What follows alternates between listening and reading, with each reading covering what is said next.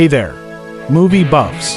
Today, we're diving into the intriguing history of the Red Fort of Agra, also known as Lal Qila. So, buckle up and let's explore this grand fort together.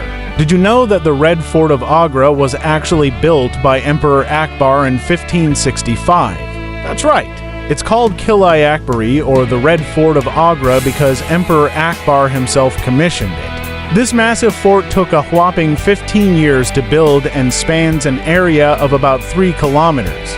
The construction was completed during the reign of Akbar's grandson, Shah Jahan. Shah Jahan made significant changes to the fort and gave it its current shape when he moved his capital from Delhi to Agra in 1598. The fort even served as his residence for a period of time. It was later handed down to his son Jahan Shah in 1658 and continued to be used as a royal residence until 1837. Today, the Red Fort stands as a symbol of Mughal architecture and is a must-visit tourist attraction in Agra. That's all for today's history lesson on the Red Fort of Agra. If you enjoyed this journey into the past, don't forget to hit that like button and subscribe for more fascinating movie trivia and behind-the-scenes stories. Thanks for tuning in, and see you next time.